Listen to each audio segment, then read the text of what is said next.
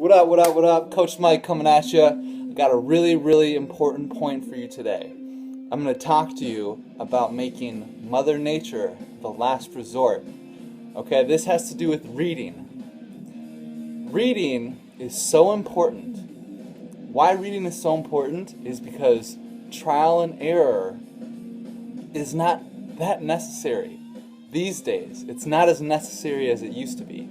Now, you're going to read about somebody's craft, you're going to read about the things that they learned, but you're not going to have to make the same mistakes that they made to figure it out, okay?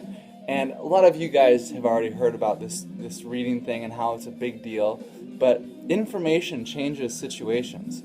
And I'm going to read you a quote that I really like that I found yesterday, and if you can, write it down as I'm reading it to you.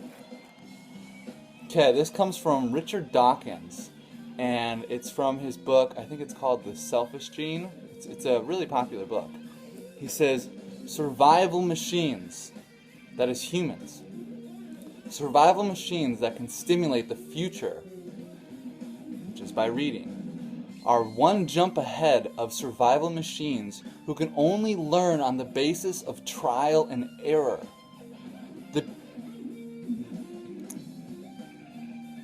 They're one jump ahead of survival machines that can only learn on the basis of overt trial and error.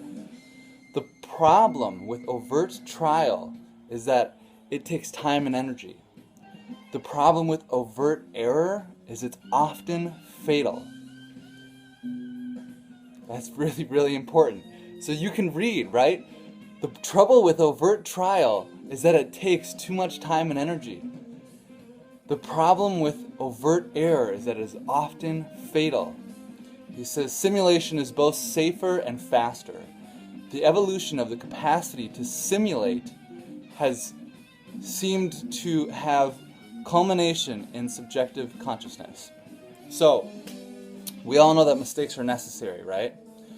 But they don't necessarily have to be our mistakes. We can learn from other people's mistakes. What else do I got here? Like the Dutch said, we are often too old, too soon, and too late, too smart. The rewards are beyond the ability for you to fathom. When it comes to reading, you just got to give it a shot. I don't know if I've ever heard anybody say, my life is worse, because I read more about people who wanted to reach my goals and reach my dreams, and it's just not worth my time. I've never heard that. So if you read more, and you can come back to me and tell me that it wasn't worth your time, I doubt that would ever be the case, you know? I got more notes for you. You have to be able to pass on things, right? So reading is not just about reading. You've got to read the right thing. So pass on the good stuff to get to the great stuff.